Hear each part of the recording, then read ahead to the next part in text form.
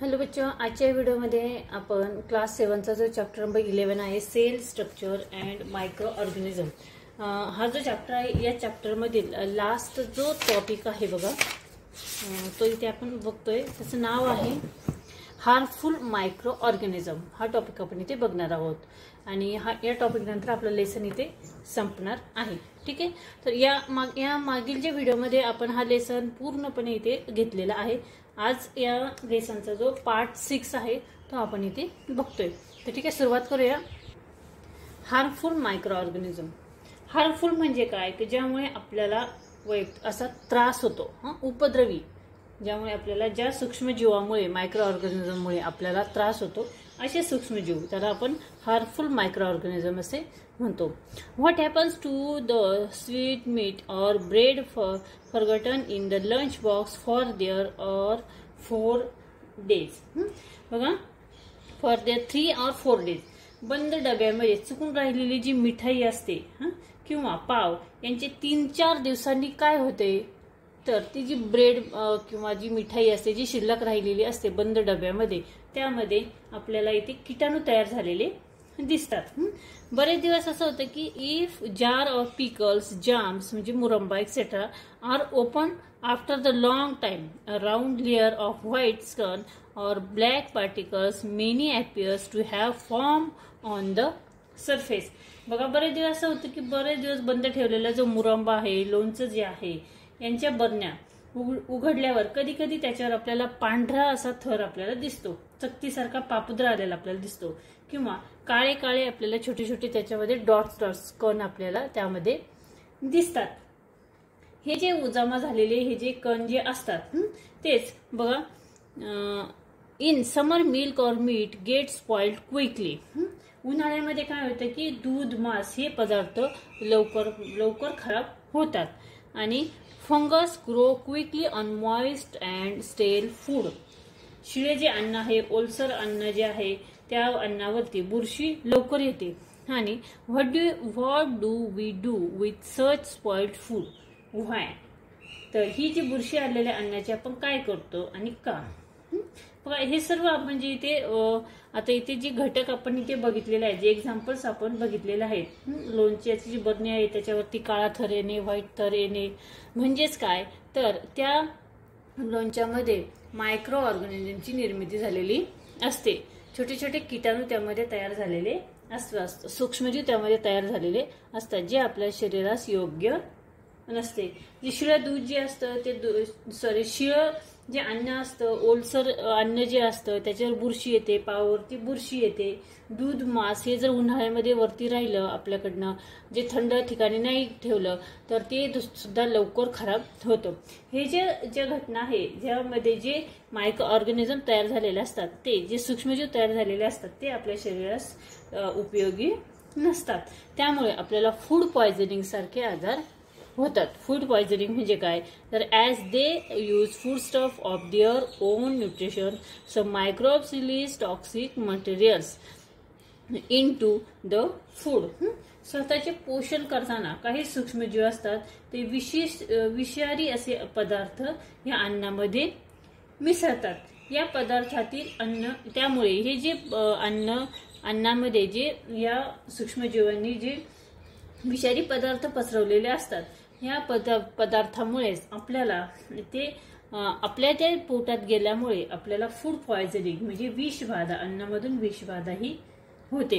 बघा, such toxic spoils the food. Eating such spoiled food can cause loose motion and vomiting. त्यामुळे आपल्याला उलट्या आणि जुलाब असे आजार आपल्याला त्यामुळे होतात. ठीक आहे. त्यानंतर बघा, how will you know that food stuff is spoiled.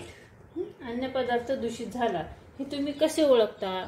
त्यानंतर what precautions will you take while purchasing food, why. विकतचे अन्न घेताना आपण काय पाहायचे आणि का. आणि why do foods poisoning incidents occur during marriage or their community feeds.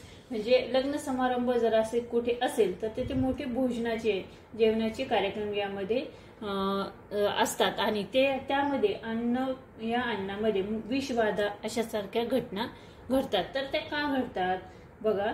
तर हे जे सर्व आपण इथे क्वेश्चन्स इथे बघितलेले आहेत त्या सर्वांचं उत्तर एकच आहे की हे जे अन्नपदार्थ जास्त काळ राहिले तर त्यामध्ये काही सूक्ष्मजीव तयार होतात, जे मायक्रो ऑर्गॅनिझम तयार होतात ते आपल्या शरीरासाठी चांगले नसतात. ते मायक्रो ऑर्गॅनिझम त्यांची वाढ होण्यासाठी ते त्यांच्या शरीरातील जे वायू आहे तो बाहेर टाकतात आणि दूषित वायू बाहेर टाकतात आणि तो आपल्या अन्नामध्ये मिसळला जातो आणि त्यामुळे आपल्याला फूड पॉयझनिंग सारखे आजार होतात. त्यानंतर बघा आपण नेहमी काय लक्षात ठेवायला पाहिजे. Always remember eat fresh and properly covered food. नेहमी ताजे व झाकलेलेच अन्न खावे. त्यानंतर ड्रिंक बॉइल्ड वॉटर. नेहमी उकळलेलेच पाणी प्यावे. Hold the handkerchief over your mouth and nose when you cough or sneeze.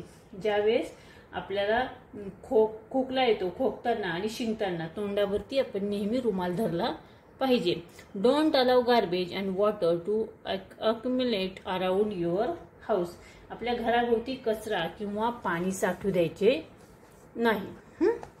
पुढे बघा pathogens disease producing micro organism म्हणजे रोगकारक सूक्ष्मजीव आहेत ते आपण इथे बघतोय. Pathogens may be present in water bodies contaminated with sewage and dirt from the surroundings, in food left uncovered in unhygienic condition, with houseflies sitting on it, etc.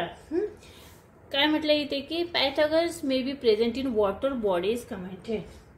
जलाशय जे असतात त्यामधील अस्वच्छ पाणी सांडपाण्याशी संपर्क येऊन आणि दूषित झालेल्या पाण्यामध्ये शिळ्या उघड्यावरील ज्या माशा शिळे जे पाणी आहे या पाण्यावरती या माशा बसलेल्या असतात. त्या अन्नामध्ये आपले सूक्ष्मजीव ते अन्नामध्ये आपल्या शरीरातील जो वायू आहे तो सोडतात. यामध्ये सूक्ष्मजीव तयार झालेले असतात. असे दूषित अन्न आपण सेवन केले तर आपल्याला कोणत्या प्रकारचे आजार होऊ शकतात बघा. If such contaminated food of water in consume we may fall ill with disease of alimentary canal like amoebiasis, typhoid, cholera, hepatitis, gastro etcetera.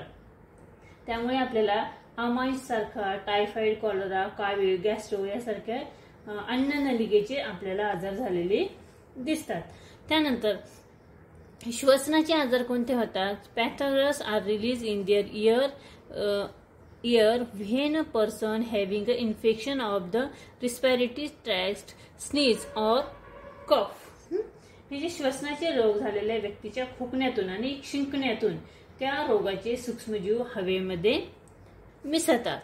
A healthy person may get infected with such pathogens on breathing on the same year and contract disease like common cold, cough, diphtheria, pneumonia, tuberculosis, etc. यामुळे कोणते आजार होतात की सर्दी, खोकला, घटसर्प, pneumonia, त्यानंतर क्षय यासारखे आजार इथे होतात. त्यानंतर mosquitoes reproduce in the places like hells of garbage drains, stagnant water, etc. Microbes that cause disease like malaria, dengue, elephantiasis, yellow fever, chikungunya, Zika fever, etc. gain entry into the human body through the bite of a female mosquito. कचऱ्याचे जे ढीग असतात, गटारे जे असतात यामध्ये साठलेले पाणी जे असतं यामध्ये डासांची पैदाशी मोठ्या प्रमाणामध्ये होते आणि डासांच्या ज्या माद्या असतात फिमेल मॉस्किटो ज्या माद्या ज्या असतात या माद्यांच्या दंशातूनच आपल्याला कोणते आजार होतात तर डिसीज लाईक मलेरिया, डेंग्यू यासारखे आजार आपल्याला होतात. त्यानंतर हत्ती रोग, पीतज्वर, येलो फेवर म्हणजे पीतज्वर, चिकनगुनिया, झिका ताप, झिका फ्लेवर यासारखे आजार आपल्याला या डासांपासून होतात. आणि इत्यादी रोगांना कारणीभूत सूक्ष्मजीव हे मानवी शरीरामध्ये हे प्रवेश करतात. पुढे बघा की do you know what exactly happens when we have fever. आपल्याला ताप येतो म्हणजे नेमकं काय होतं तर बघा, the body temperature of a healthy human being in about 37 degree Celsius. If microorganisms enter our body, our immunity system start acting and body temperature rises.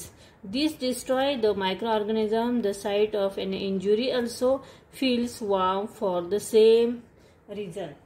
म्हणजे निरोगी मानवी शरीराचे तापमान सुमारे आपल्याला 37 डिग्री हे असते आणि शरीरामध्ये सूक्ष्मजीवांचा ज्यावेळेस प्रवेश होतो तर आपल्या शरीरातील रक्ताची प्रतिकार यंत्रणा जी असते ती कामाला लागते व त्यामुळे शरीराचे तापमान वाढल्यामुळे सूक्ष्मजीव नष्ट होतात. जखम भरताना ती गरम लागण्याचे कारणही तेच असते. ठीक आहे. पुढे बघा इथे मेक शुअर टू चेक असं म्हटलंय म्हणजे काय तर हे आवर्जून पहा. काय तर is the water tank and the water in it clean. आपल्या घरातील जी पाण्याची टाकी आहे त्यातील पाणी स्वच्छ आहे का ते तुम्ही लक्ष देऊन बघायचं आहे. Are the water tanks and toilets in the school clean. शाळेतील पाण्याची टाकी आणि स्वच्छतागृह जे आहे ते स्वच्छ आहे का. त्यानंतर is the water that accumulate in pots tyres can etcetera around the house drain properly. आपल्या घराजवळ उघड्यातील ज्या कुंड्या आहे, टायर आहे, प्लास्टिकचे डबे आहे इत्यादींमध्ये पाणी साठलेले आहे का ते बघायचं आहे. आणि are the water storage containers clean regularly. पाण्याची भांडी जी आहे, पाण्याची टाकी जी आहे ती किती दिवसातून आपण स्वच्छ केली आहे, ती स्वच्छ आहे का, या सर्व गोष्टी आपण आवर्जून बघायच्या आहे. यामुळे डासांची उत्पत्ती होत नाही. जर हे खूप दिवस झालं आपण याची स्वच्छता ठेवली नाही तर डासांची उत्पत्ती मोठ्या प्रमाणामध्ये होते. तर अशा पद्धतीने आपण हा जो 11 नंबरचा लेसन आहे क्लास 7चा तो आपण इथे पूर्ण घेतलेला आहे. Cell structure and microorganism पूर्ण लेसन आपल्या इथे झालेला आहे. आय होप तुम्हाला नक्की समजला असेल. सर्व व्हिडिओ तुम्ही बघा. आपले 6 पार्ट आपले झालेले 6 पार्ट झालेले आहेत. पूर्ण पार्ट सर्व पार्ट्स बघा म्हणजे लेसन तुम्हाला व्यवस्थित समजेल. प्रत्येक लाईन टू लाईन मी इथे वाचून व्यवस्थित समजून सांगितलेली आहे. हा व्हिडिओ कसा वाटला कमेंट्स करून नक्की कळवा. व्हिडिओ आवडला तर व्हिडिओला नक्की लाईक करा, शेअर करा आणि चॅनलवर नवीन असाल तर चॅनल सबस्क्राईब करा. पुन्हा भेटूया पुढच्या व्हिडिओमध्ये. चॅप्टर नंबर बघा 12 जे आहे the muscular system and digestive system in human beings. तोपर्यंत बाय बाय.